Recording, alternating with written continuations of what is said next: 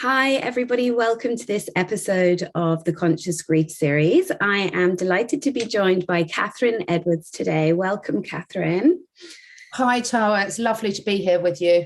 And Catherine is a biologist and holistic therapist for humans and animals. And she also has an incredible YouTube channel and is an interviewer, hosts many talks, a little bit like this.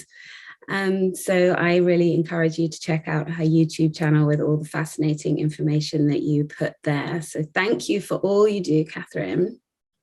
Oh, my pleasure. I love it. And, I'm so pleased to be having this discussion with you today because it's such an important area that is going to impact everyone at some stage in their lives.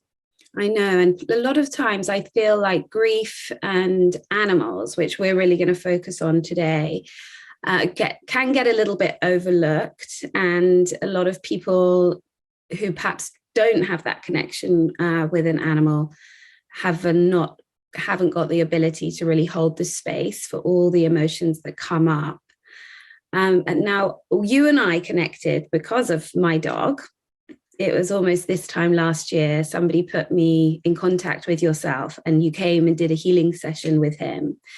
And you also said, you are an animal communicator as well, which is so fascinating. So I just wondered perhaps if you could maybe start with telling us about your background with animals and how you became familiar with your connection with them. Yes, of course. Well, I'll try and keep it quite brief because I don't want to bore people. But I'm very lucky, Tara. I grew up with parents that both loved animals, and both my parents had grown up in London, born during the war, and so hadn't had an opportunity to have animals as children. But when they got married and had their own home, that was the first thing they did, was fill it with as many animals as they could. So I've never not had an animal in my life, which is an amazing opportunity. And when I then decided what I wanted to do, because I loved animals so much, I went to study biology and did a lot of work in animal behavior, all aspects of ecology, physiology, animal behavior, and absolutely loved it. But I went to university so long ago. Back in those days, there were very few career options working with animals, and none of them appealed to me. So I went off, did my traveling, came back, I've worked in so many different careers, all of which have taught me something. And then when I had my children, actually, Tara, as soon as I got my own home, I started following in my parents' footsteps and filling it with as many rescue animals as I could get away with my poor, very tolerant husband. And then when I had my children, I took a really good look at my life and thought, yes, all my jobs have been great and they've taught me a lot, but my passion is animals. What do I want to do? So I decided I was going to make a big career change and retrain and work with animals. And so I trained to be an equine iridologist and herbalist. So an iridologist looks into the eyes of an animal to detect physical and emotional, inherited strengths and weaknesses, the root causes of current issues, and very importantly, can detect developing issues, but long before the physical symptoms manifest themselves. And as part of that journey, I also went on to study a lot of herbal medicine, using herbs, essential oils, all sorts of natural remedies. And the way I use that is something called zoopharmacognosy, which is animals self-medicating.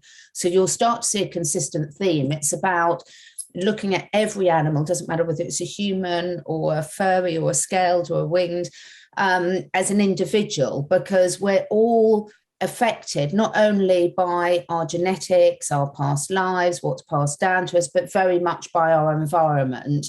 The reason, and then ever since then, I've studied in loads of other therapies. I do light therapy, animal communication, all sorts of different healing therapies, really, whatever's needed at the time. And one of the most important things is nutrition, of course, because if you get that wrong, if you don't give the animal the building blocks to health, then it doesn't have the ability to recover.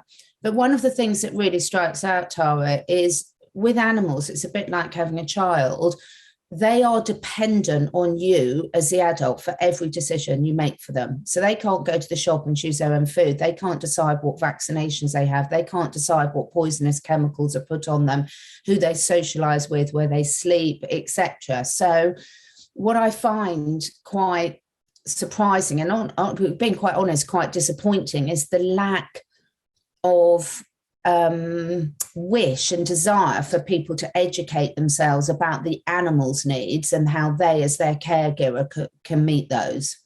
I know, it's so fascinating, because I think we are really, even in, I think, like when I had a dog when I was younger and then having a dog now, how much we have sort of evolved in 25 years in around how we treat animals, and that they have a consciousness and feelings and emotions, and they're much more complex beings than perhaps we would have treated them. But, you know, I'm just talking for me personally, you know, in my family, and they are such like incredible things, animals. You know, we're so lucky to have them and the unconditional love that they give us.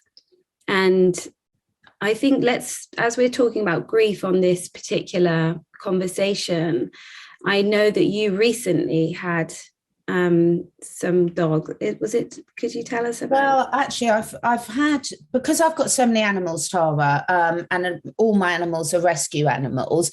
You're always going to have, I've got quite an aging population. And so since November, I've actually lost 3 animals in quick succession, all of which, to be honest, were expected because they were all old. Not so much so with my cat, but I lost a horse in November, which was a long time coming. I knew it was coming, but we can talk through that, about the difference between sudden grief and one that you know is coming. I lost a cat a couple of months ago, and then just a few weeks ago, my 16-and-a-half-year-old dog. And what's really interesting on that, I mean, unfortunately, I have been through this a lot because I've had a lot of animals in my life. I also lost my father in June in 2020. My father was very, very close to the animals that him and my mother had. So from the other side, I can see what losing a human in their life, what effect that has on the animals. But one of the things I'd like to do is, first of all, when you were talking about that, you were saying about animals are compassionate things. And I know it's quite pedantic, but I think the most important thing we can do today is break that. People do describe animals as things, and they're not, their beings. And they're exactly the same sentient beings as we humans are. They will just express themselves in different ways. Like, you know, with the humans, we all go through grief differently. But I think when animals are going through grief, and it can be 2 ways, because my animals, I've got a lot. And when we lose one animal, obviously that has a dramatic effect on the other animals in the family, for various different reasons. So my horse, let's talk about that. When my horse died, my horse had been ill on and off for a couple of years. He was very old. He'd had a very traumatic life, really. He was a top competition pony and you might think that's not your typical rescue, but actually competition animals often have the toughest time of it, because they're treated as commodities and passed around from pillar to post. But equally, animals suffer grief.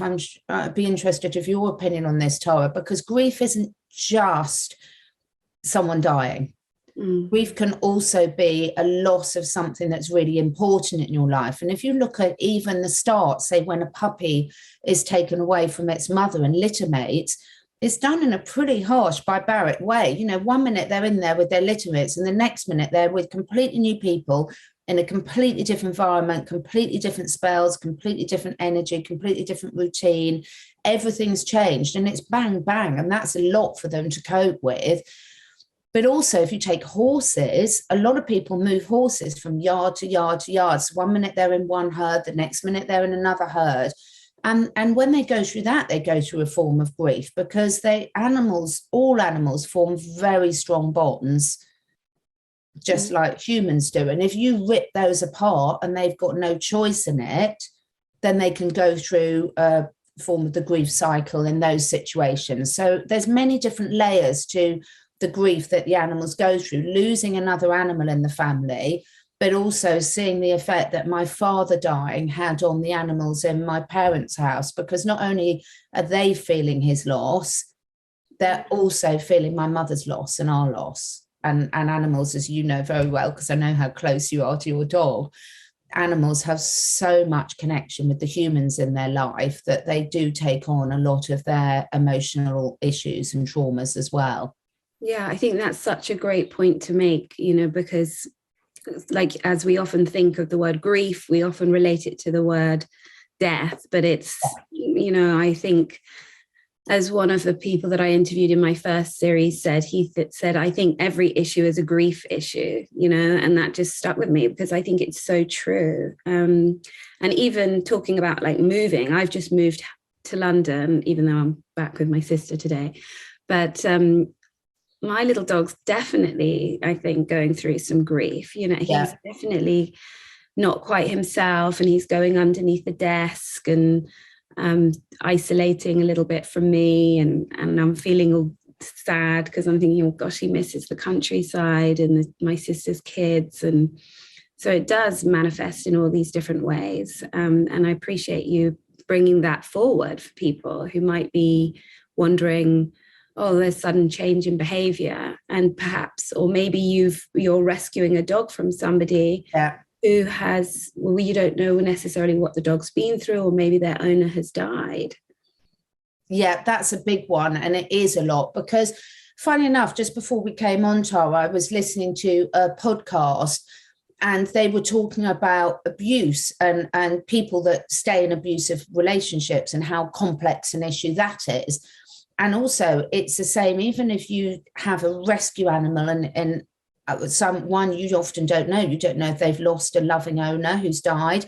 I've got lost count of the amount of stories where, it happened to one of my really, really close friends where one of their members of the family committed suicide and the dog stayed with the body for over a day until someone found them and didn't leave the side. So they're so in tune and they feel so many sort of emotions, and we often don't know about them. And the thing is, with the humans, we use words and we talk as a big part of our communication. And animals don't use their voice in that way. They do obviously bark or meow or neigh, but they don't have conversations like this using their voice. They communicate to us through their thoughts, emotions, and their energies. And if the owner's not in tune in that, you can ignore a lot of signs. And we all know, I'm sure that there's no one listening to this or watching this that hasn't felt that period in their life where they haven't feel heard. I mean, look at what a lot of people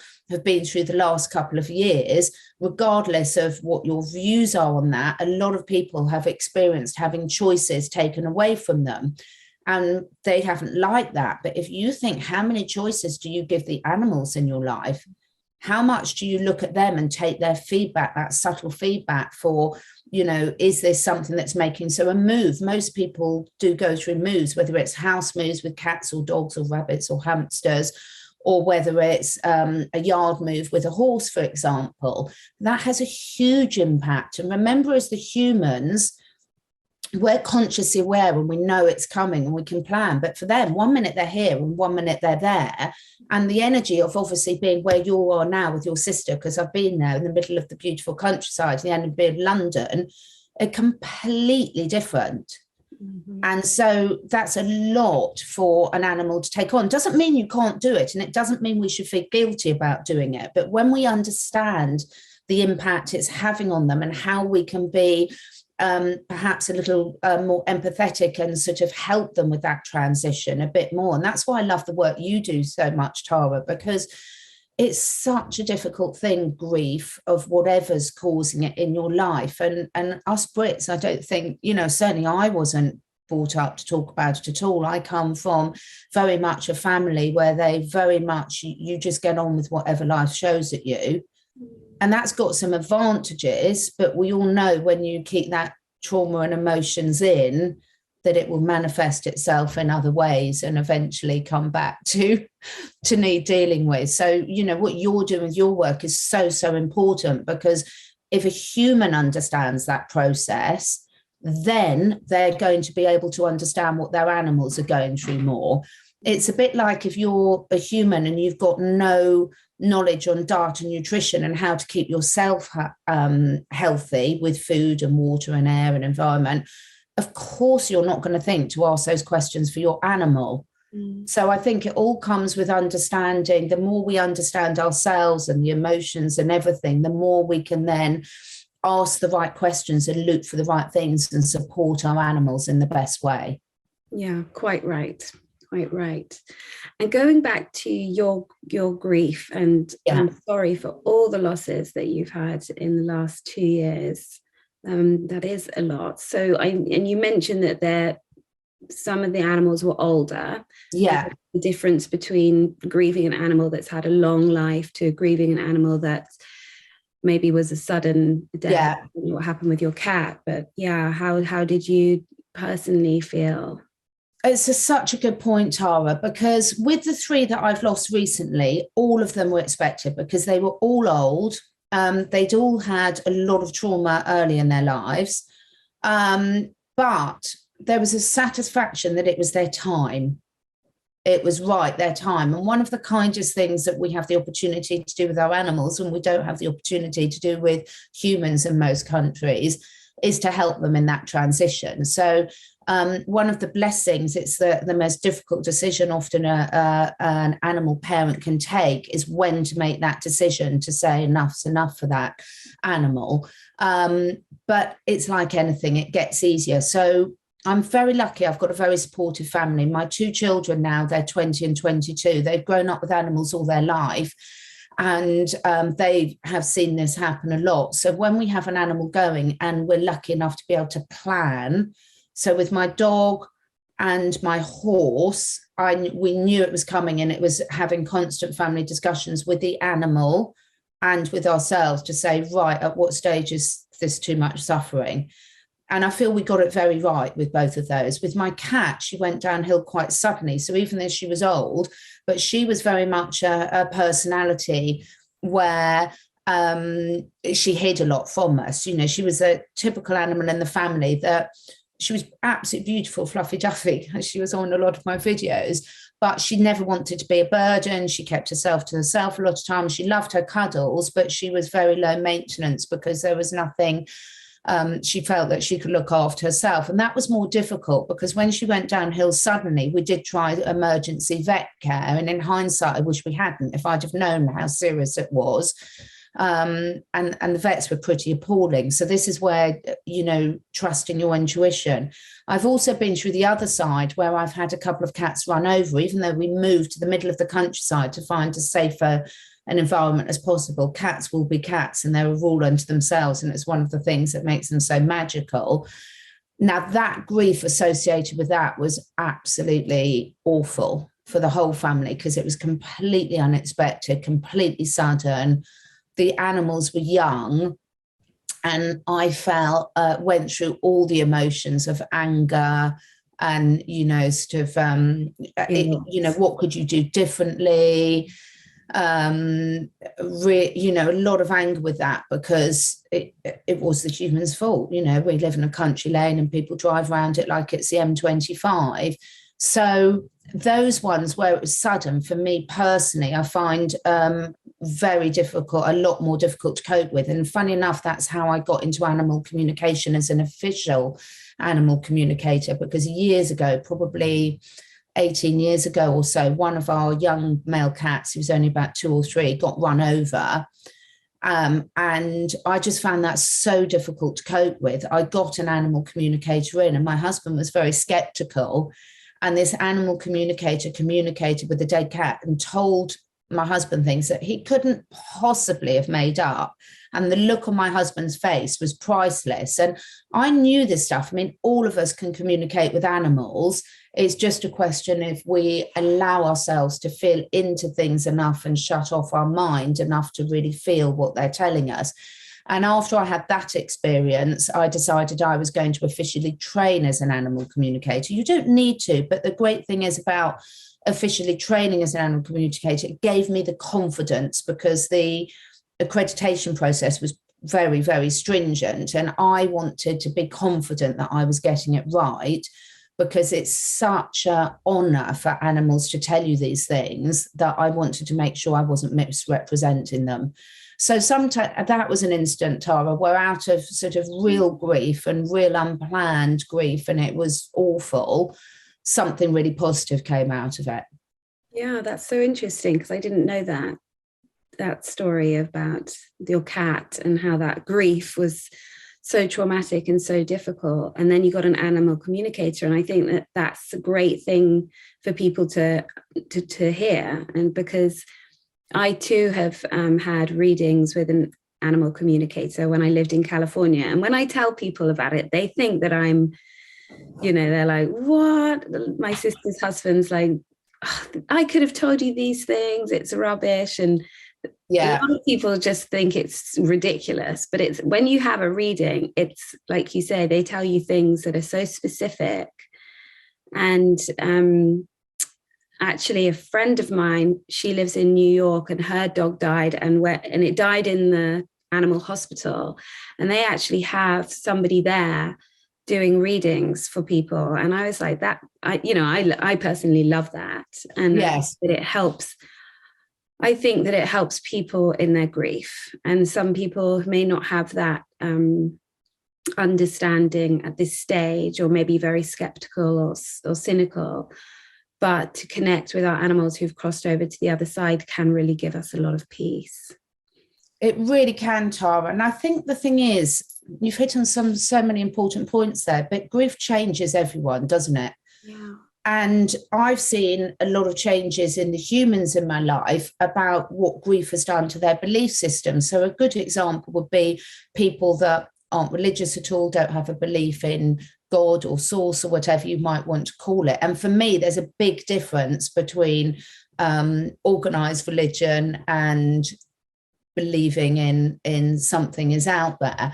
But when you go through grief, I think it opens up parts of you that perhaps you weren't ready to look at before, or didn't need to look at before. Because when you go through grief, whether it's a loss of an animal, whether it's a loss of a human, a friend, a relationship, whatever that might be, you are forever changed by that, in my opinion. You're forever changed, and it will bring up emotions that are deep within you that perhaps you haven't been aware of before, perhaps you've been suppressing, coping with.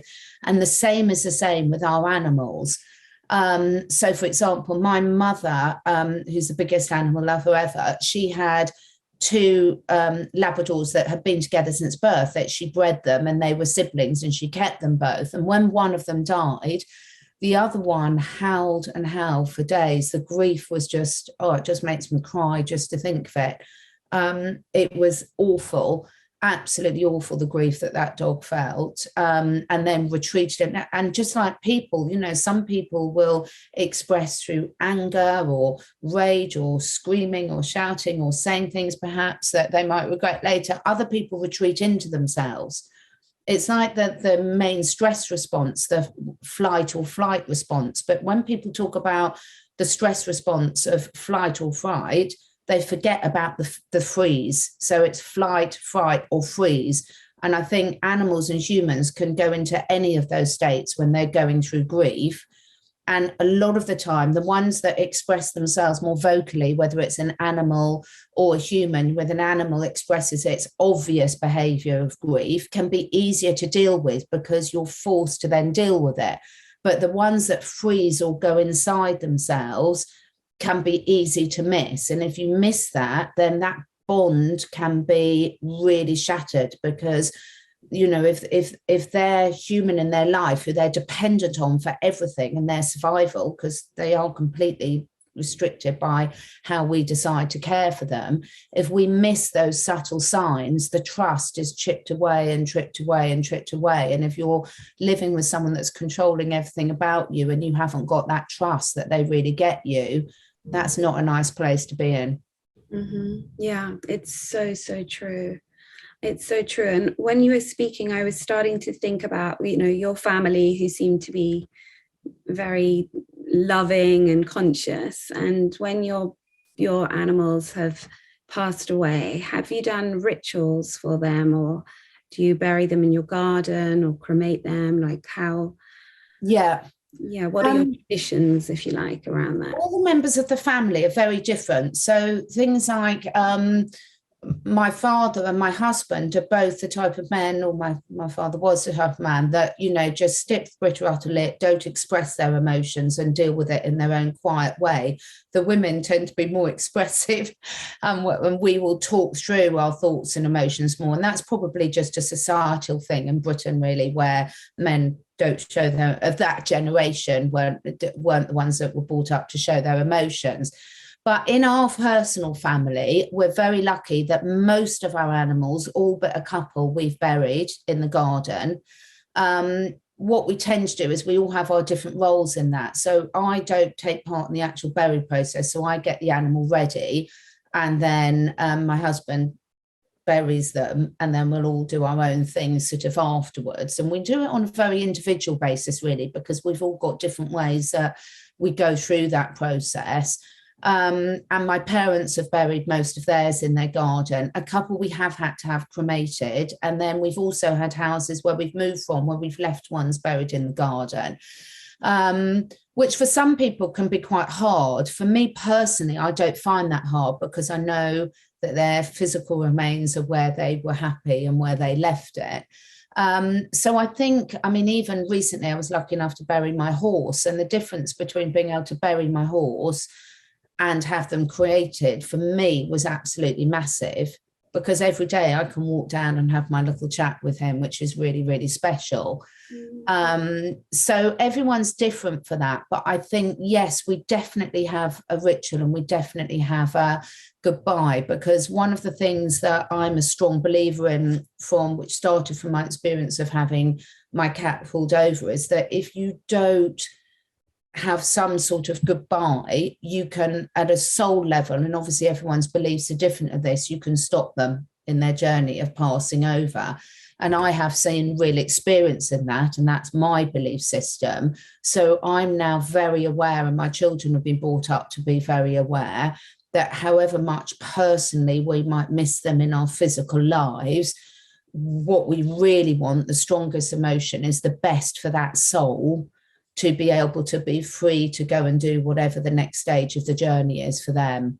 Yeah. And I've also heard things like that from mediums, that if we're in this plane really, really suffering and upset, they've gone, it's very difficult for them to even connect with them. If we believe that, it's harder for us to connect. So they want us to be, living our lives and not missing them in great pain. Obviously, there is absolutely a time and a need for that pain. And I was thinking while you were speaking about, is there anything from your personal experience that if somebody who is watching this at the moment, who's in a lot of pain because their animal has died, anything that you'd particularly want to say to them?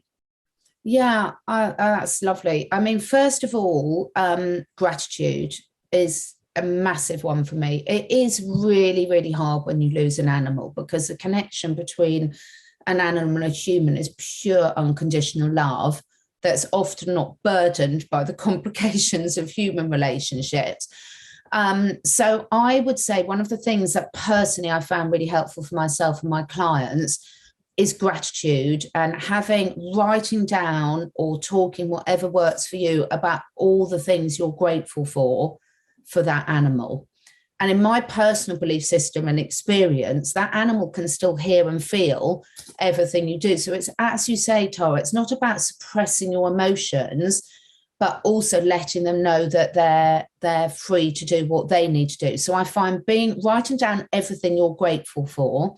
And then another thing that a lot of humans can carry is we can all carry guilt when anyone from our lives, whether it's an animal or something, passes over, because a lot of the time, part of the grieving process is, what could I have done better? What could I have done differently? Could I have spent more time with them? Could I have made different decisions?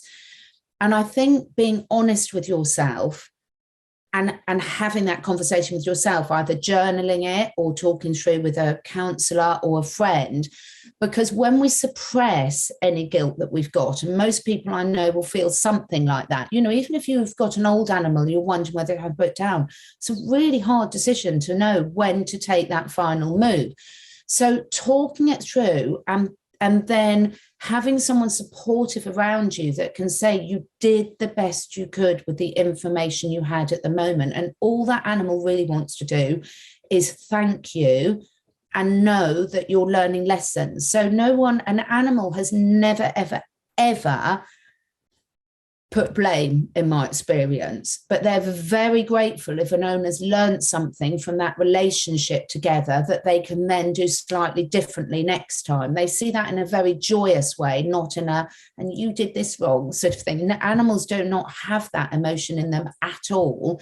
So I think being honest with yourself and with whatever you're feeling, some people might not have any guilt around that, and that's absolutely wonderful. But for me, gratitude for what that's got. And personally, this is very different for everyone, but I'm a strong believer there are so many rescue animals out there looking for loving homes. And for me personally, and our family are all in a complete agreement about this, the best thing we can do to honour the animal that's left is to give a loving home to someone that's desperately in need of whatever species that is. So some people don't do that. They need longer space between them. But for me, because I do so much work with rescue organisations, there's so many animals in horrendous situation in rescue homes all over the world. And if I can give that love and those lessons that I've learned to another animal in need, it really helps all of my families through that grieving process, because you're doing something really constructive with that emotion. So you're not burying it, but you're doing something construction. And every single animal we have learned from and got better and better. And one thing I am confident with is the decisions as an animal parent I'm making now compared to the ones I was making 10 years ago are much, much better. And I've got the animals to thank me for that. Yeah, I think that you raised such a wonderful point, and something that I was talking about in a group last week. I say to people who are really in their struggle, try and do some service work. Is there a charity that you can go and volunteer at? Because when we give, like you say, that love, all that love where we're missing our loved ones, and what do we do with that? Go and share it with somebody else. And it can feel difficult at first, and sometimes you don't want to go and you don't want to keep that commitment, but I guarantee people always feel better after doing that. And so I really love that you share that about the animals. And I was just thinking about the little cat behind you. Is that a new little that is Pumpkin. So I've got two here. So I've got Pumpkin on the sofa. Here's what, in fact, I've got my two longest standing cats here, and on the floor here, can you see Coco piled up there? So these are my two longest standing rescues. Coco, I'm never quite sure. I don't keep track of their age, Tara. I'm sort of like, once they come with us, I just don't keep track until they pass over. And then out of curiosity, I normally think roughly how old were they, which with rescues, often you never know exactly. But these two are just amazing. And if you could see the difference, Pumpkin, who's curled up on my sofa behind, he's actually huge. And he was found in a holdall outside Heathrow Airport. And I think there were about 10 kittens dumped in there, and half of them were dead by the time they were found. So he was very shut down when we got him. And he's just the most amazing, amazing cat. He's just quite incredible, very huge and very, very gentle. And Coco's in here. And it's interesting because whenever I'm talking about things like this, or if I'm doing a communication reading or any sort of healing session, the cats all come in and just want to be in that energetic space, and I know they're adding to it. And what you were saying about volunteering, it's so important. If you take that energy and that love and do it, even if it's going around and helping your neighbor out, you don't need to rush out and get another animal, but doing something to help others, it's just amazing. And the ones up there, wherever you believe they are clapping you. They are absolutely clapping you, because the other thing I would say is I do not, in my experience, believe animals view death in the same way as a lot of humans do, and that they don't fear it. They just see it as another part of their journey. And certainly anyone who's got cats in their life know that cats are moving between the realms all the time, sort of seamlessly. I don't think they relish the process of going, because no animal wants to suffer. but what they can teach us and how they can help us go through our emotions in such a loving way, I think is absolutely priceless. And I think that's why a lot of times when humans are going through grief, having an animal in their life is the biggest support, because animals love us unconditionally. They're not trying to give us advice. They're not trying to change us. They're not trying to, they just love us as we are and accept us as we are, warts and all. And any little step in an increase of understanding of them, they applaud. They don't look back and say, well, I wish you'd realised that 5 years ago. They just enjoy it. They're like, fantastic, you've understood that. So my main advice is, if an animal in your life is suffering grief through loss of a human or another animal, patience, understanding, up your level of observation, and just ask the animal, curious, are you okay? All the things you would do to nurture and talk yourself, take it to somewhere that's fun if you can. Try and understand that every animal is unique in the way that they express that. And the ones that go quiet and don't obviously seem to be expressing death are often the ones that are feeling it the most. And the final thing I wanted to say on that, Tara, is if you have animals, if you're in a position to let the animal see the dead animal's body, that's very advantageous, because they really get it. So with my horses, they were a herd of 3. And they knew Billy was ill, they knew he was ill, and they were with him when he was put to sleep, and there was no obvious reaction there at all. And they were feeding next to him and they stayed with him. And one of my cats actually laid on his body all night. And I thought, okay, they're okay. But when then I tried to take them up to their other field, where normally I'd be leaving 3 of them the next day, they were looking back and winning, where's Billy? So even though they'd seen the body and I thought they understood it, they weren't. It was too much, too soon for them. They needed to be in the space and be round him for longer. So I noticed that, took them straight back, explained I understood they needed it, and then left them there in the space so the energy could all shift. And then when I took them up a week later, they were fine. But they needed that time and they needed that space. So it's really about letting your animals be the teacher and making sure you're not ignoring the signals they're giving you and taking things at the pace that they can cope with. Yeah, great advice. Thank you, Catherine. And I just have one quick last question that I like to ask everybody. Is just your own interpretation of the concept or the term conscious grief. Wow, that's a good question. My interpretation of conscious grief is allowing yourself to really feel it, really feel it. And often in our human lives, we're so busy. If you go through grief of whatever you've lost, there's so much to organize and do. It can be a long while before we let ourselves really feel it. So for me, conscious grief is allowing yourself the safety and realizing how important it is to really feel in to everything this is raising for you, and in a non-judgmental way. Beautiful. Oh, it's been such a pleasure talking to you. I'm so grateful that you were able to be part of this series. I know you're a very busy lady, and so I'm really, really grateful. Well, thank you so much. I just want to say thank you so much for all you do. And you're a wonderful resource, because, it is something that has a major impact on everyone's life. So I think it's absolutely wonderful how you're giving such a service back through all your experiences. It's brilliant. Thank you, Tara. Thank you, Catherine. And we'll make sure we put a links underneath this for people to be able to contact you. And have a wonderful day. And thank you to everybody that's been watching. Bye. Bye.